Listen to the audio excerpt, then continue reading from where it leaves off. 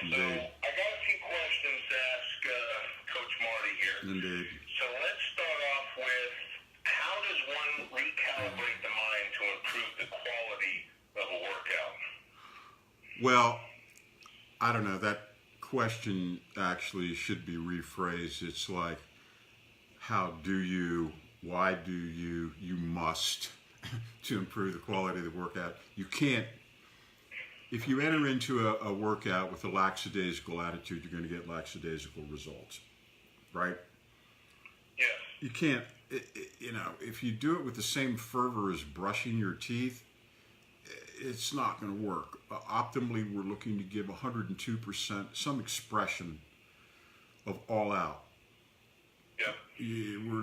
We're not making maximum gains through sub-maximal efforts. That's a nice myth, but in order... No, you got to go in ready for business, ready to kick ass with a different, yes. Mindset. Yes. You're there for, yes. for results, and you got to get fired up. Correct. So how do you do that? Well, you do that first off by having a lot of practice at it.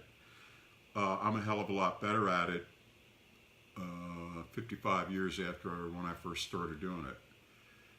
Right. You get more efficient at things. You grew certain neurons in place. I will tell you this, it starts with an adrenaline burst, correct, which is triggered by the mind. Now, if you talk to someone like Kirk, what is today, JP? Kowalski? It's Mr. Kowalski's birthday. It's his 52nd. Happy birthday to you, Kirk. How about that? I once read somebody said that after the nuclear holocaust, only Keith Richards, Cher, and the cockroaches will survive. I would add Kirk to that. Yeah, that's fair. I agree. So, I think he would agree. Anyway, Kirk was a psych master. I was a psych master. In fact, I was what we call a head lifter. I actually was able to lift more than my body was capable of because I was able to really get the most out of my psych. I knew other guys who had fantastic bodies that were actually kind of sub-maximal performers, and it was because they could never get into that berserker place.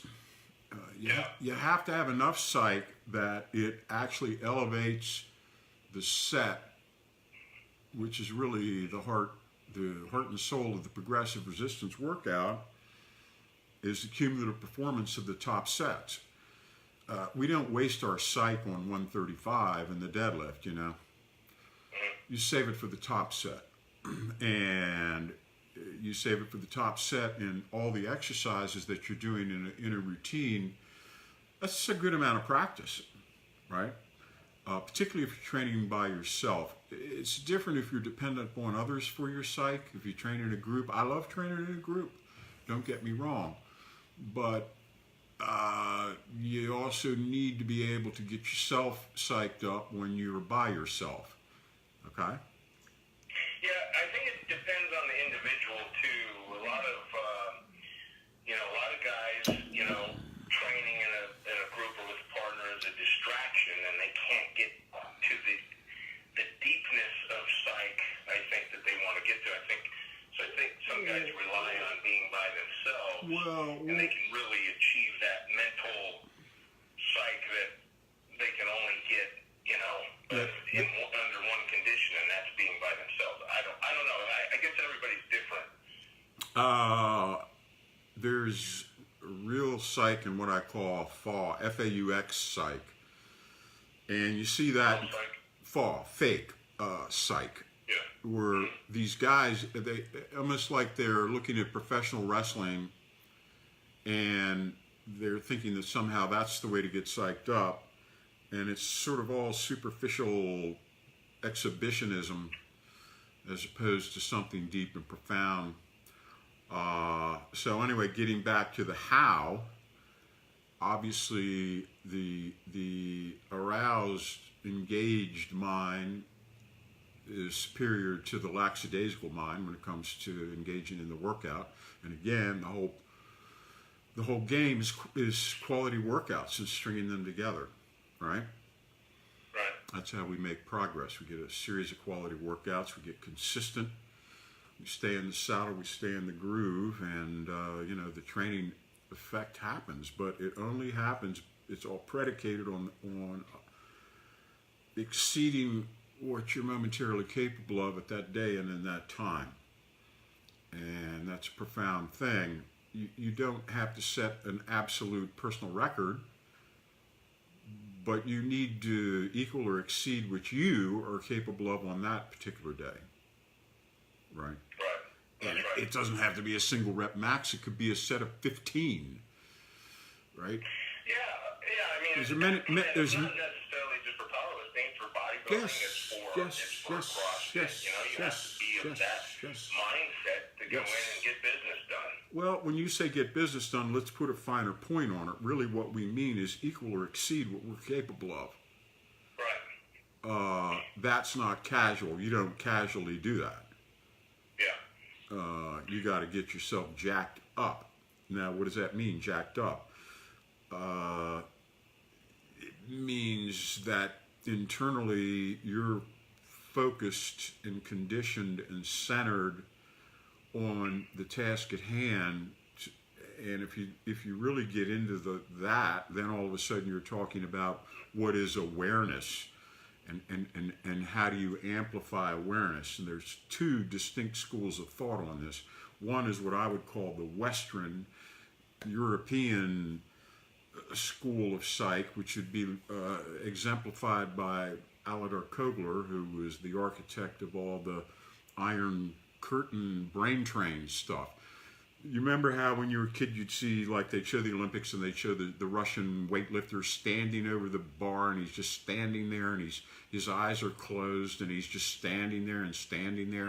You remember that? This is before he did. Psyching himself up. Yeah, this is before he was doing the lift. Well, actually what he was doing was he was doing Aladar Kogler's internal visualization, where you see yourself in that exact setting, wearing what you're wearing in that exact environment, and you run a movie of yourself doing the about to happen lift over and over and over and over, and you're doing it in the warm-up room, and you're doing it as you're walking to the stage, and you're doing it as you chalk your hands, you're doing it as you walk up to the platform. Now you're standing over the barbell, and you're doing those final visualizations. Then you open your eyes and you turn visualization into reality, right?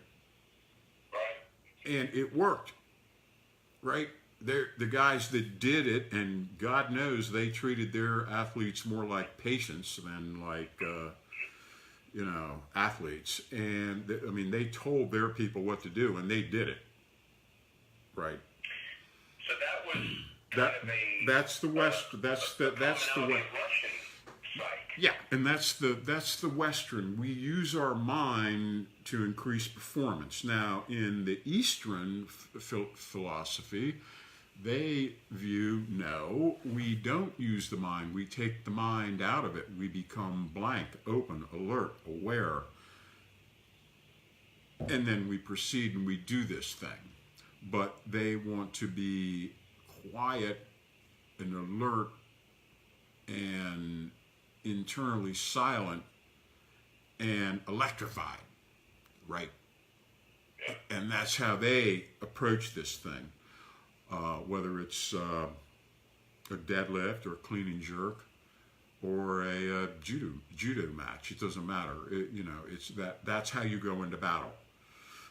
So you have the two ways to get to the same aroused mindset. Just because you're internally quiet doesn't mean you're not jacked up.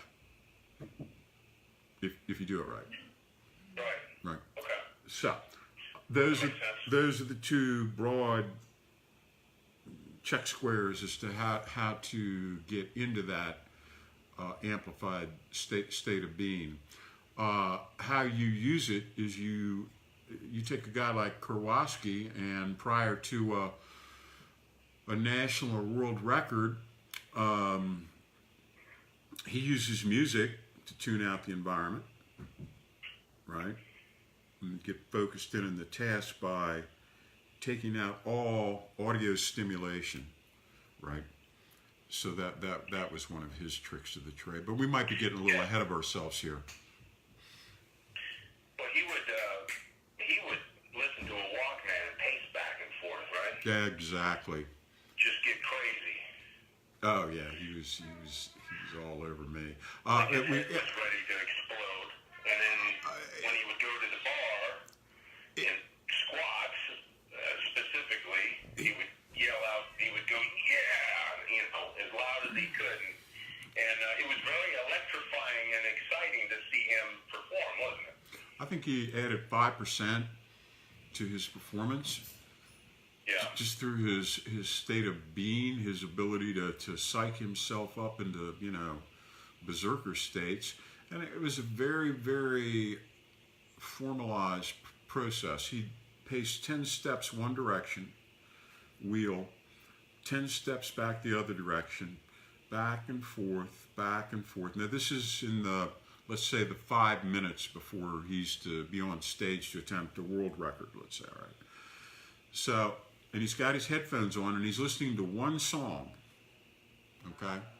Over and over and over and over and over and over. He's just grooving himself in it. He's grooving himself in. He's grooving himself in. He's not listening. I have the guys keep people away. Don't let anybody bother him.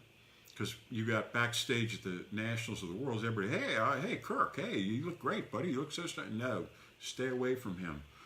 Well, I wouldn't want to be that guy that came up to him in that state. Yeah, well, my job would be is that he would, every bit he'd look up at me and I'd hold up fingers. I'd go like 3 minutes, right?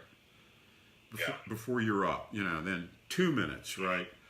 Then 1 minute, let's go. And I flick my fingers up, which means take your earphones off and let's walk to the stage. He'd take the headphones off. Sometimes there'd be tears coming down his face. And those were not tears of sadness. Those were tears of rage. And he's shaking a little bit. You know what I mean? He's shaking, he's vibrating a little bit, right? And he didn't want to talk. He's just like, grr. He's just like grunting. You just walk. You walk ahead of him, you clear the way, you got your little posse, everybody kind of clears the way. He goes to the chalk box. He still hadn't said a damn word in 5 minutes, right? Right? And he's chalking up. Now he walks out to the stage.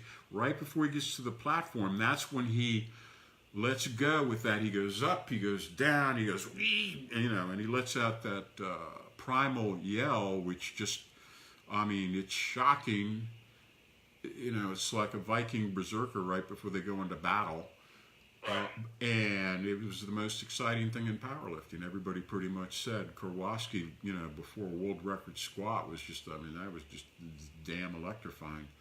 Everybody loved to watch him, yeah. And he could, like you said, he could really channel that rage. And he once said, and correct me if I'm wrong, he once said, powerlifting is his way of showing the world exactly, or is his way of showing how pissed off he is at the world. So here's a guy that's just naturally built for this sport, and to be able to channel that and funnel it to each lift like that, the way he did, well, that's what made him a world champion, one of the things anyway.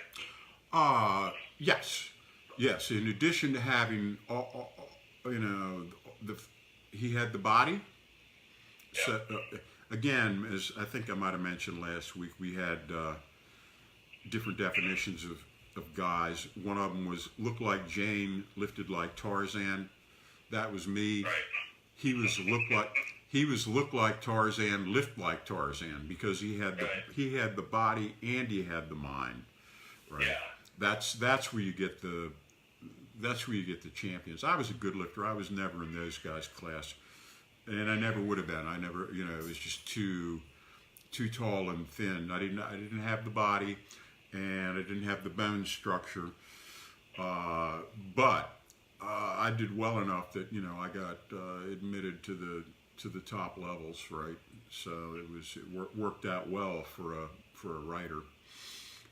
So what are some of the other psych areas we wanted to get into? Yeah, let's talk about, everybody had their own way of getting fired up, getting psyched up before a lift. And, we just put a article out. If you go to ironcompany.com, go up to the top there and click on articles, you'll see psyching or psycho. We've got some great information on this very subject. Who wrote that? Well, let's talk about what some of the other guys did, some of the elite guys. It's very interesting. God. Because they were all kind of different. Talk about Dave Jacoby. You've got a real interesting... he was a...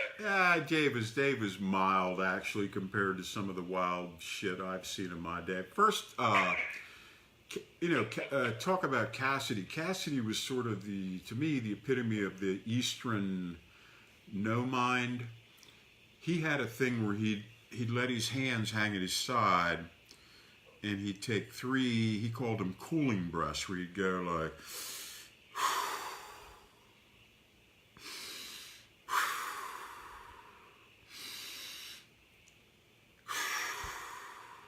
by the end of the 3rd breath, he was totally psyched. The hairs on the back of his arms were standing up, and he had goosebumps all over his body.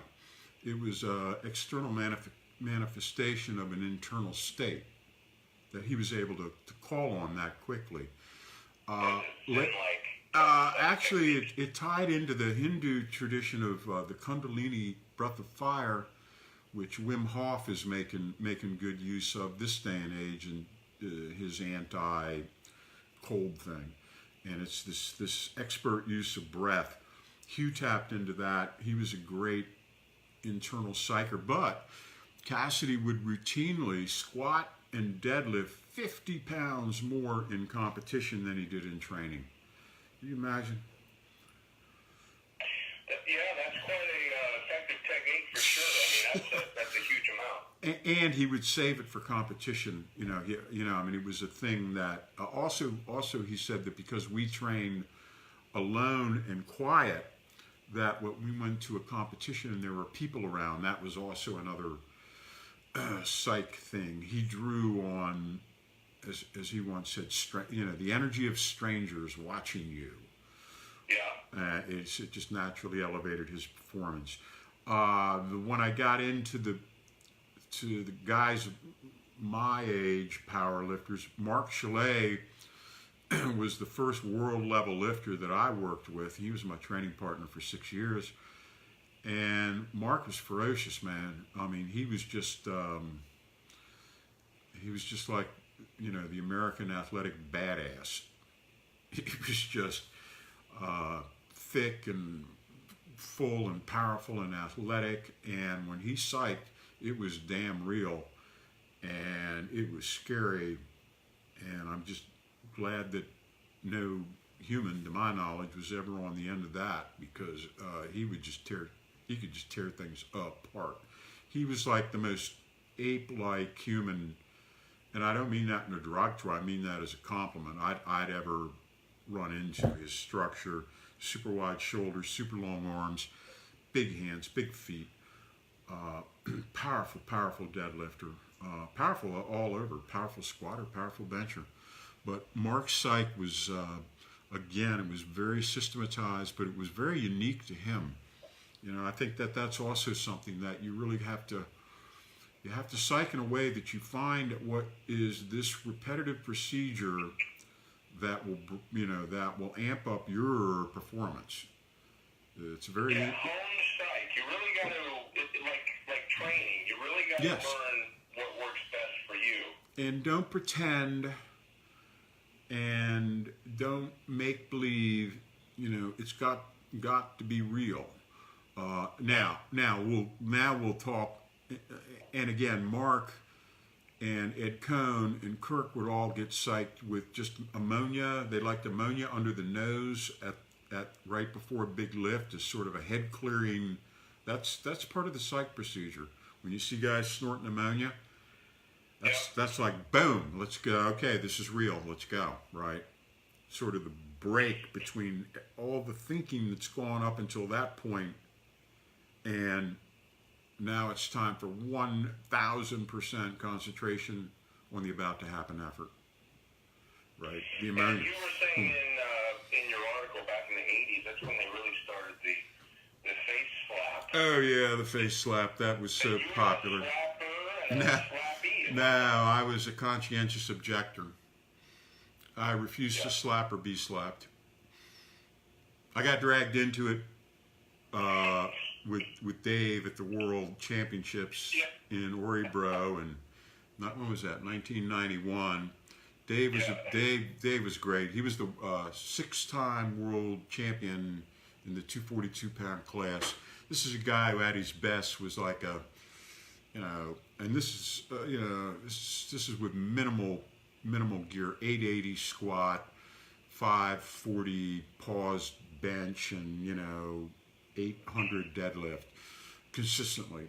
So Dave was a big believer in face slapping. So we were at the World Championships, and I was his national coach was a guy named Pep Wall, and Pep didn't.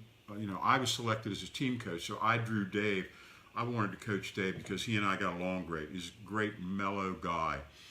But at the competition, when it was time for him to squat, I walked him out to the chalk box, and this is at the Worlds in Orebro, Sweden, and they're booing the hell out of us because they hated American lifters.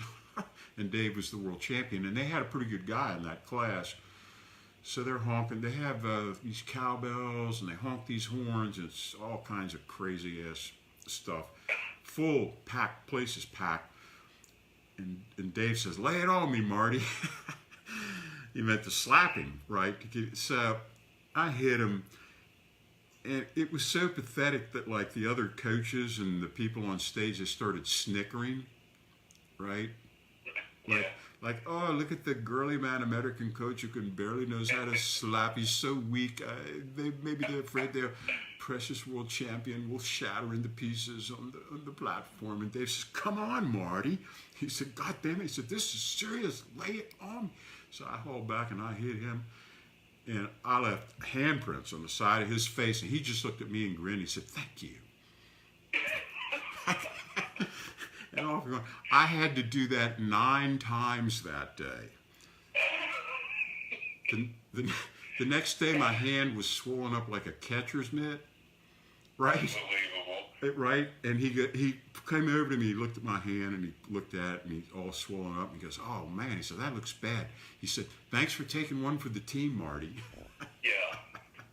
By the way, how did he do in that meet? He tore a pec on his opening bench press. He continued even though he could no longer bench, and we couldn't do any deadlift warm-ups, and he took second. It was a hell of a, basically deadlifting with one arm, and he pulled 737, and a Norwegian guy beat him, so they went crazy. They loved that, let me tell you. Yeah. But, your slapping was a little bit too effective. You started tearing stuff, didn't you? Oh, I never thought of that. So it was my fault. Yeah. It was my fault. You were an overpowering psycher. Wow, okay. Now I have to. Damn, I never thought of that. All right. Oh, and but then it got worse. The 80s go by.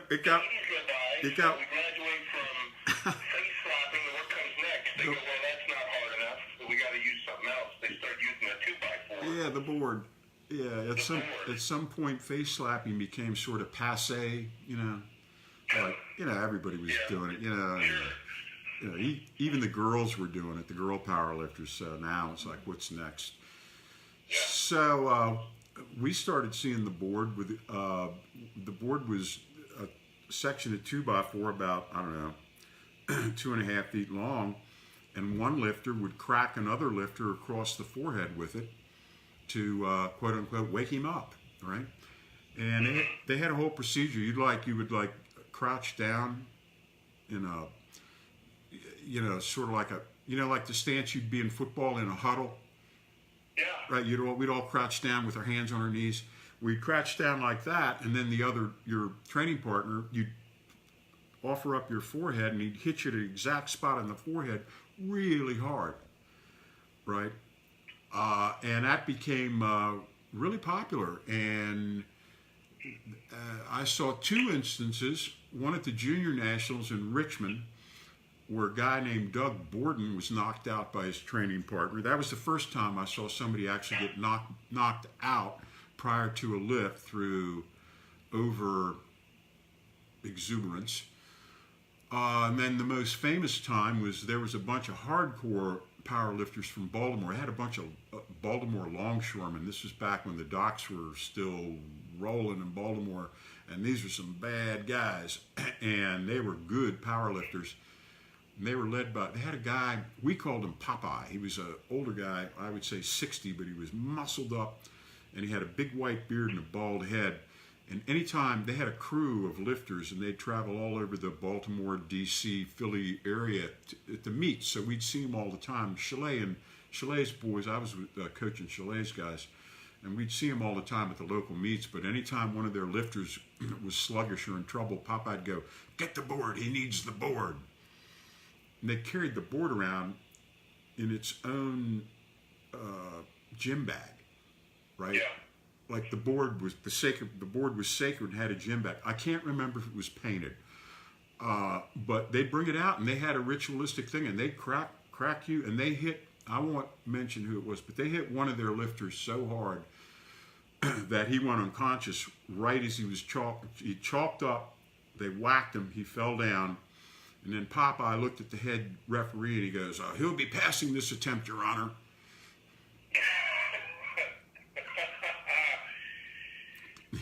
True story. True story. This was all invented back in the 40s with the Three Stooges, right? You guys were all Stooges fans? I know. Powerlifting. Well, powerlifting lends itself to that because you only have to do one all-out effort, and so you can go buck crazy. You know what I mean? It's not. You don't have to. It's not long involved and requires a lot of coordination that you kind of got to keep a regulator on your psych. You can get crazy and still power lift because it's one effort. It's one all-out effort. After the board, then they went to the head bash, and on a power bar there's a center knurling, and so what the guys were doing is, the top guys, the badasses, the leaders, is before a squat, they're on the platform, they've got their hands on the bar, they're ready to squat, and at the last second they rear back and they crack their own head on the center knurling, and if it bleeds it spurts, and then they continue. So now you've got a lifter who's unracked a weight, and he's probably got blood trickling down his face, and he's backing up, and he's squatting, and it's the most dramatic damn thing you've ever seen, but it's crazy, right? No, I mean, that's unbelievable, the things that guys will do. I mean, I don't know what you do beyond that. What well, they got beyond that now? Well, they got banned. That got banned. That at that point, even the let's be honest, power officials are probably as loose and accommodating a bunch of governing people can be, and that was even too much for them. They're like, now, once we start going into disfigurement, we're stepping in and we're banning this. That was the end of it. I don't know what was past that. Maybe set someone on fire, and then if he succeeds, put him out. If he doesn't, let him burn to death. I don't know. Well, I haven't seen that one yet, but maybe this is where we put a disclaimer in, and you could watch. I'm a big fan of World's Wildest Partiers, Part 27. Right. This would fit right in, right? So real psych helps results, obviously. And Absolutely. The results you get fuels adherence. So Yes. go through that a little bit. Well, the game is to get into the metabolic pocket, and you get a string of successful workouts that result in tangible physical progress. That is how you re-energize enthusiasm. Progress, gains, that's what keeps us fired up and staying in the saddle. People quit because they train hard, they deny themselves, and they don't see results commiserate with the amount of effort, time, money, and effort that they put forth. So the trick is you've got to be able to elicit real gains before they stop adhering, right? Right. But if you're training at that 102% effort, putting out in all your resistance sessions, if you've got everything else hitting the nutrition, you're doing some cardio, keeping the metabolism going, then you're in the pocket, man. You're rolling. That's what you want. That's how you get long-term adherence. That's right. All right. Well, that's all good, man. I love talking about that, and it's real interesting especially coming from you. You know, you've been around the block a few times and known all these great elite lifters, and it's always interesting to see and hear what these guys were doing back in the day and how similar it is to what they're doing now, and just the whole history of the thing. It's really cool. We're safe as milk nowadays. You don't see anybody acting out nowadays. Well, it's probably not as much as they used to. It sounds like the authorities cleaned everything up. Well, only the names have been changed to protect the guilty. Yeah.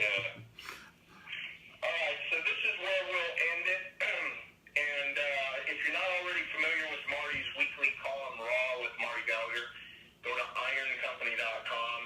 And like we said before, there's an articles button at the top. You'll see all kinds of great articles written by Marty on lifting, on nutrition, on cardio, brain training, the whole thing.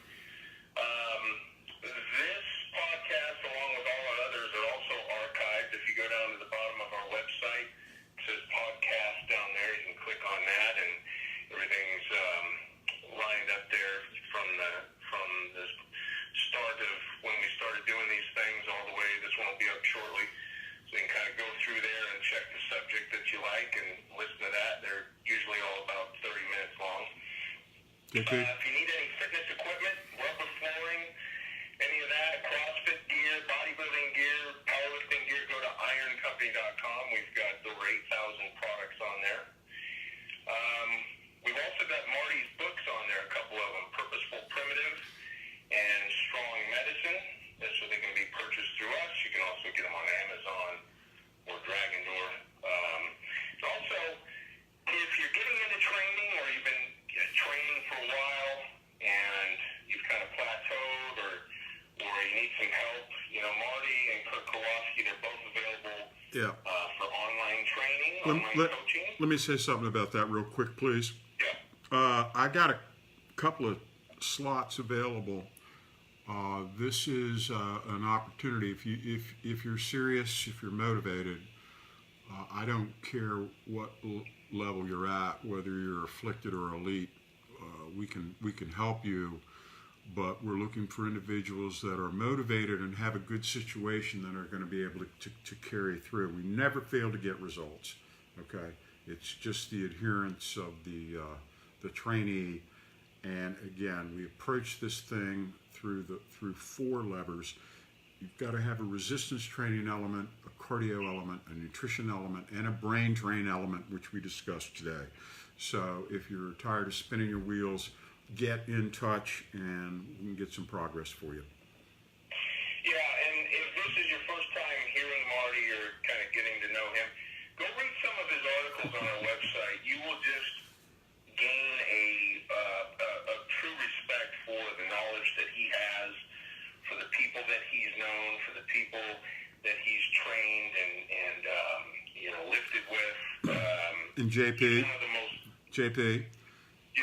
Now listen, I will be happy to slap your face when we get together to train. You always do. We're going to try the bar one next for the center knurling. I got a Cook bar here. It's got extra aggressive knurling. That'll leave a nice mark. Yeah, excellent. We need some video though. Yeah. All right. So yeah, if anybody wants to